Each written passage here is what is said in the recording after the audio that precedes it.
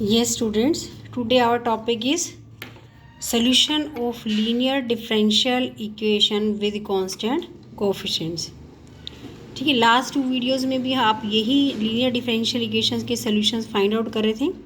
ठीक है, तो आप इसमें क्या कर रहे हैं, इस तरह की कोई एक लीनियर डिफरेंशियल इक्वेशन आप कंसीडर कर रहे हैं. यहाँ पर कैपिटल एक्स की वैल्यू क्या है, this is the function of x. और ऑलरेडी मैं आप अपनी लास्ट वीडियो में आपको बता चुकी हूँ कि कोई भी लीनियर डिफरेंशियल इक्वेशन है जिसके इज इक्वल टू में सम फंक्शन होता है एक्स का, तो उसके 2 टाइप्स के सॉल्यूशंस होते हैं. एक कॉम्प्लीमेंट्री फंक्शन होता है और एक पर्टिकुलर इंटीग्रल होता है. हम क्या करते हैं, इन दोनों सॉल्यूशंस को ऐड कर देते हैं. दोनों जो आपके कॉम्प्लीमेंट्री फंक्शन सी एफ से रिप्रेजेंट करते हैं और जो पर्टिकुलर इंटीग्रल है उसको पी आई से रिप्रेजेंट करते हैं. दोनों को अगर आप ऐड कर देते हैं तो आपके पास complete solution, that means the value of Y आ जाती है आपके. ठीक है, तो आपके पास जो पर्टिकुलर इंटीग्रल है वो किसके ऊपर डिपेंड करता है, इस x की वैल्यू पे डिपेंड करता है. ये हम ऑलरेडी अपनी वीडियो में बता चुके हैं पिछले वाली में कि हमारे पास जो वैल्यू ऑफ x जो है उसके हमने स्पेशल केसेस डिस्कस किए थे. ठीक है, उसमें से ये स्पेशल केसेस में से पहला केस जो है x की वैल्यू जब आपके पास एक्सपोनेंशियल की फॉर्म में होते हैं, e raise to power ax की फॉर्म में है, वो केस हमने अपनी सेकेंड वीडियो में डिस्कस किया है. ठीक है, अब हमारे पास जो नेक्स्ट केस है, जब आपके पास कैपिटल एक्स की वैल्यू क्या हो, साइन ए एक्स और कोस ऑफ ए एक्स की फॉर्म में हो. ठीक है, साइन ए एक्स और कोस ए एक्स क्या है, ट्रिग्नोमेट्रिक फंक्शंस हैं. तो लेकिन हमारे पास 6 ट्रिग्नोमेट्रिक फंक्शंस होते हैं. हम 6 के 6 यहाँ पर डिस्कस नहीं करते और ना ही आप जो रूल है 6 के 6 फंक्शंस के लिए, ट्रिग्नोमेट्रिक फंक्शन के लिए सेम रूल नहीं है. तो हम क्या करते हैं, यहाँ पर सिर्फ 2 ही ये जो हम रूल बताएंगे साइन ए एक्स और कॉस ए एक्स के लिए बताएंगे. बाकी फंक्शंस के लिए रूल अलग चलता है. तो अब हम इस वीडियो में केस 2 डिस्कस करने जा रहे हैं जिसमें कैपिटल एक्स की वैल्यू आपके पास या तो साइन ऑफ ए एक्स होगी और कोस ऑफ ए एक्स होगी. ठीक है, दैट मीन्स ये दीज 2 ट्रिग्नोमेट्रिक फंक्शंस होंगे. ठीक है, तो सबसे पहले तो आप क्या निकालते हैं, जनरल सोल्यूशन निकालते हैं, यानी कॉम्प्लीमेंट्री फंक्शन निकालते हैं. कॉम्प्लीमेंट्री फंक्शन आपको फर्स्ट वीडियो में बताया गया. ठीक है, उसके बाद आप पर्टिकुलर इंटीग्रल निकालते हैं. तो पर्टिकुलर इंटीग्रल ट्रिग्नोमेट्रिक फंक्शंस के लिए आप कैसे निकालते हैं, पर्टिकुलर इंटीग्रल का फॉर्मूला है 1/f(d) sine of A x. Either it is sine of x और कॉस ऑफ एक्स. और आपको पहले बताया था कि एफ डी की वैल्यू क्या है, this is a polynomial in capital D. ठीक है, और you can say that this is the axillary equation. कहाँ से आई है ये, यहाँ से आया. अगर आप y के कोफिशिएंट को इक्वल टू 0 पुट कर देते हैं तो आपके पास ये एक्सिलरी इक्वेशन आती है. तो आप क्या करते हैं, इस पार्ट को जो कि this is the polynomial in capital D, इसको आपने नाम दिया f कैपिटल डी यानी फंक्शन ऑफ d. तो आपके पास यहाँ पर केस 2 में पर्टिकुलर इंटीग्रल निकाल रहे हैं 1/f(d) साइन ऑफ एक्स और कोस ऑफ एक्स कि दोनों में से कोई एक भी हो तो भी आपने क्या करना है. देखिए इसका क्या रूल है कि आप you will simply replace d square by minus of a square. यहाँ पर जो नेगेटिव साइन है आपका वो कहाँ पर है, ए स्क्वायर के आगे है. इस तरह से नहीं है, माइनस ए का होल स्क्वायर नहीं है. अगर ये माइनस ए का होल स्क्वायर होता तो क्या बन जाता है, पॉजिटिव बन जाता. ठीक है, तो आपने इस पॉलिनोमियल्स में जो आपके पास कैपिटल डी में है, you will simply replace d square by minus of a square. If f of minus A square is not equal to 0 then आपके पास ये आंसर आ जाएगा. ठीक है, लेकिन अगर आपके पास F of minus A square 0 आ जाता है तो वो आपका क्या बन जाता है, केस ऑफ फेलियर. जैसे कि आपको एक्सपोनेंशियल फंक्शंस के फॉर्म में बताया गया है कि अगर आप सिंपली डी को ए से रिप्लेस करते हैं और 1/fa की वैल्यू क्या आ जाती है, fa की वैल्यू 0 आ जाती है, तो केस ऑफ फेलियर होता है. और केस ऑफ फेलियर के केस में आप क्या करते हैं, सिंपली आप x से मल्टीप्लाई करते हैं और डिनोमिनेटर का आप डेरिवेटिव लेते हैं विद रिस्पेक्ट टू d. ठीक है, तो केस ऑफ फेलियर में आपने सभी में यही करना है. कोई भी आपके पास केस होगा चाहे आइदर इट इज़ ट्रिग्नोमेट्रिक और एक्सपोनेंशियल, तो आप उन सब में क्या करेंगे, x से मल्टीप्लाई करेंगे और डिनोमिनेटर का डेरिवेटिव लेंगे. ठीक है, तो यहाँ से आपके पास जो भी यहाँ वैल्यू आएगी वहाँ पर सिंपली फिर से आप क्या करेंगे, डी स्क्वायर को रिप्लेस करेंगे माइनस ए स्क्वायर से। सपोज आप यहाँ डेरिवेटिव लेते हैं और डेरिवेटिव लेने के बाद आपके पास ये डी स्क्वायर में नहीं बचता, यानी इस एक्सप्रेशन में डी स्क्वायर ख़त्म हो जाता है। सपोज आपके पास इस तरह से कोई वैल्यू बचती है 1/d plus beta sine of A x. तो आपने तो यहाँ पर जो पुट करना है डी स्क्वायर को पुट करना है, तो आप क्या करेंगे, यहाँ डी स्क्वायर बनाएंगे। कैसे बनाएंगे, आप इस एक्सप्रेशन को रैशनलाइज करेंगे डी माइनस बीटा से। आपने रैशनलाइज करा तो नोमिनेटर में बन गया डी माइनस बीटा और आपका डिनोमिनेटर बन गया ए प्लस बी और ए माइनस बी। ठीक है, तो ये बन गया D square minus beta square sine of A x. तो अब आपके पास क्या आ गया डिनोमिनेटर में, फिर से डी स्क्वायर आ गया और फिर से आप वही रूल लगाएंगे, डी स्क्वायर को माइनस ए स्क्वायर से रिप्लेस करेंगे। तो मैंने यहाँ पर डी स्क्वायर को माइनस ए स्क्वायर से रिप्लेस कर दिया।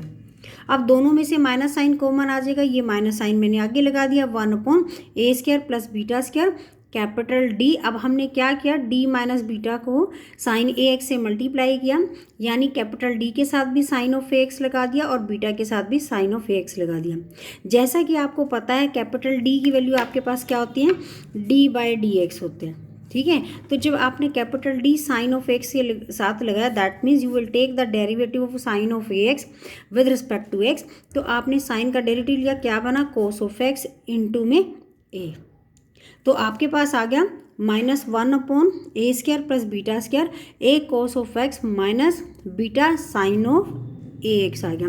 तो आपने यहाँ पर वो केस डिस्कस किया है, एक तो केस ऑफ फेलियर डिस्कस किया, उसके बाद केस ऑफ फेलियर में जब आपके पास इसका डिनोमिनेटर का डेरिवेटिव लेते हैं, सपोज आपके पास लीनियर टर्म आ जाती है, तो लीनियर टर्म को आप क्वाड्रेटिक में कैसे चेंज करते हैं, तो आपको ये सारा बताया गया।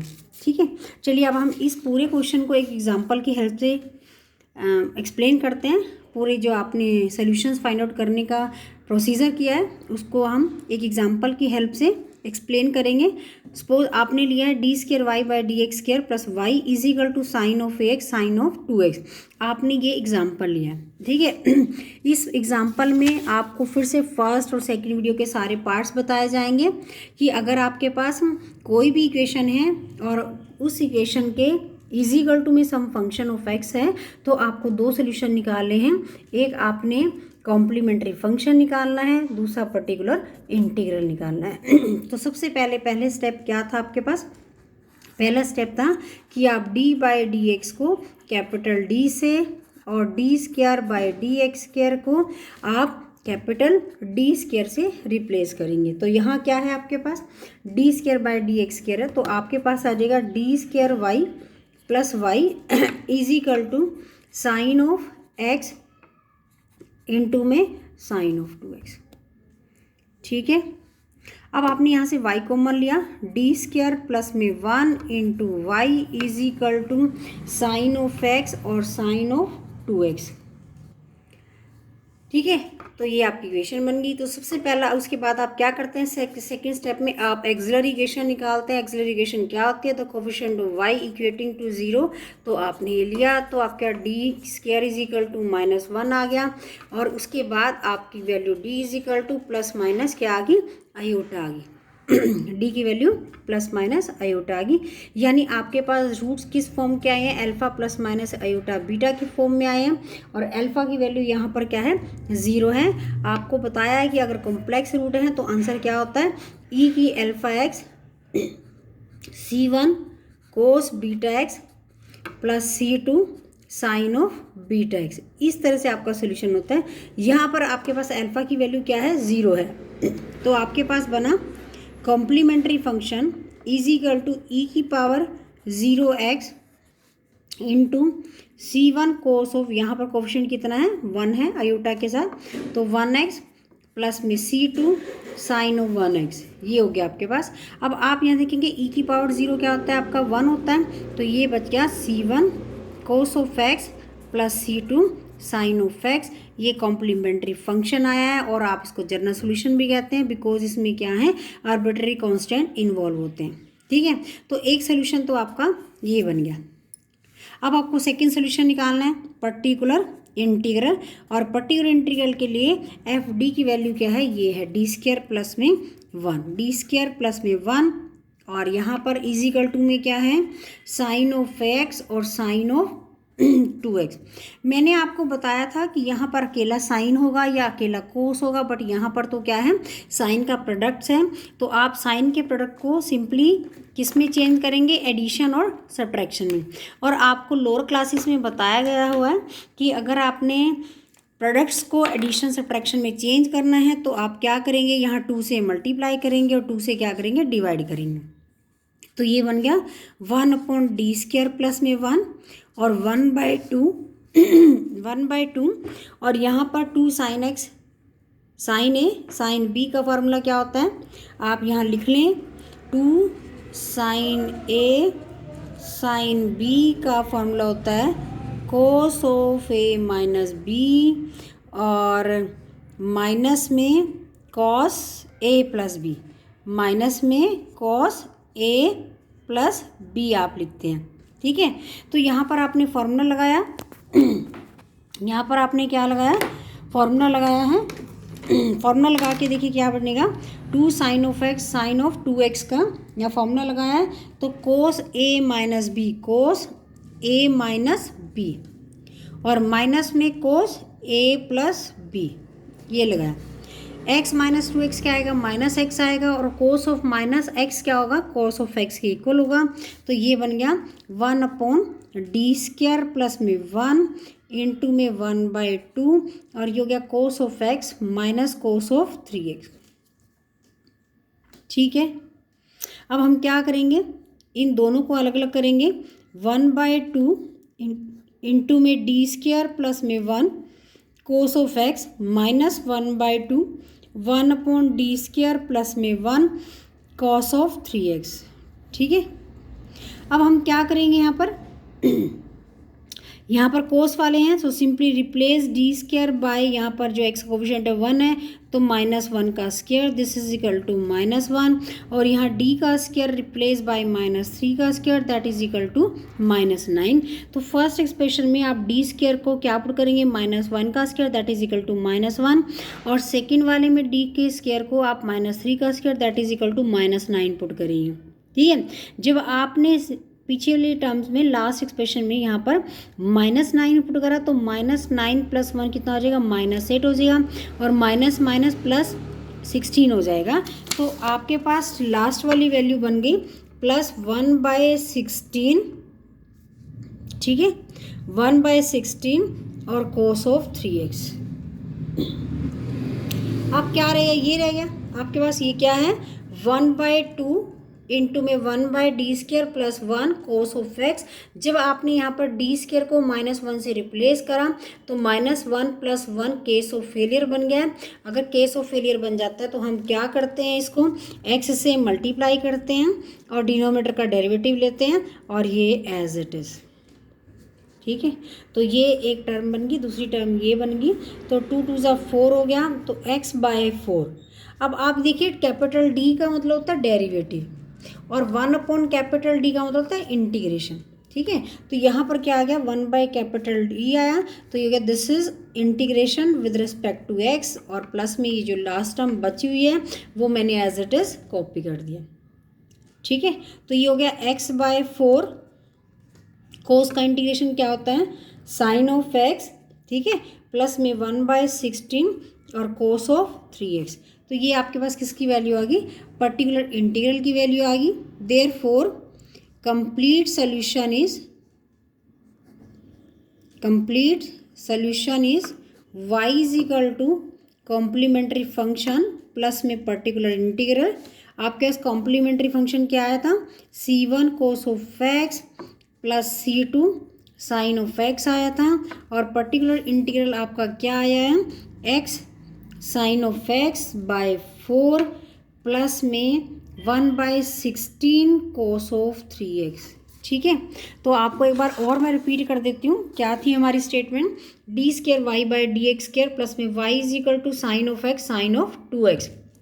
तो सबसे पहला स्टेप क्या था आपका इसमें आपने d/dx को कैपिटल D, d²/dx² को कैपिटल D² पुट करना है। तो आपने यहाँ पर पुट किया, यहाँ से y की वैल्यू कॉमन आ गई। तो अब आपने क्या किया, उसे नेक्स्ट स्टेप में आपने एक्सिलरी इक्वेशन निकाली, auxiliary equation is the coefficient of y equating to 0, तो इसके फैक्टर बनाए हैं, फैक्टर आपके alpha plus minus eta beta की फॉर्म में आ गए हैं, और इसका फॉर्मूला होता है आपके पास ई रेज्ड पर alpha x C1 cos beta x plus C2 sign beta x.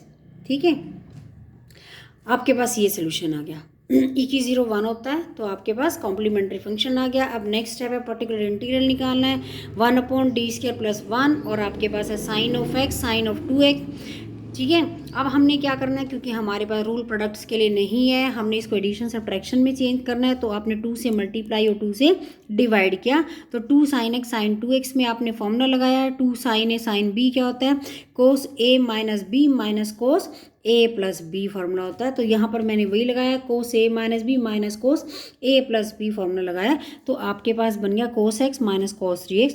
अब आपने क्या करा, 1/d² + 1 को दोनों टर्म्स के साथ लगाया, मल्टीप्लाई कर दिया, और आप यहाँ पर अगर आप d² को आप -3 का स्क्वायर दैट इज़ -9 से रिप्लेस करते हैं, तो -9 + 1 कितना हो जाएगा आपके पास -8 हो जाएगा, और माइनस प्लस 8 2 16 हो जाएगा।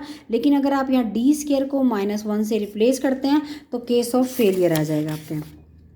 ठीक है, तो केस ऑफ फेलियर के लिए हम क्या करते हैं, x से मल्टीप्लाई करते हैं, डिनोमिनेटर का डेरिवेटिव लेते हैं, अगर d² + 1 का आप डेरिवेटिव लेते हैं तो 2d बनेगा, तो 2d cos ऑफ x, और आपके 2 2 जा कितना हो गया 4 x/4 हो गया, और आपके पास डेरिवेटिव कैपिटल D का मतलब डेरिवेटिव होता है, 1/D का मतलब इंटीग्रेशन, सो आपने cos x का इंटीग्रेशन लिया, साइन ऑफ x हो गया, प्लस में आपके पास ये जो टर्म आई है 1/16 cos 3x, तो ये पर्टिकुलर इंटीग्रल की वैल्यू आ गई। तो देयरफॉर आपके पास कंप्लीट सोल्यूशन क्या बन गया, y = कॉम्प्लीमेंट्री फंक्शन प्लस में पर्टिकुलर इंटीग्रल। तो आपने क्या करा, ये जो दो सोल्यूशन आए हैं दोनों सोल्यूशंस को ऐड कर दिया। ठीक है, थैंक यू।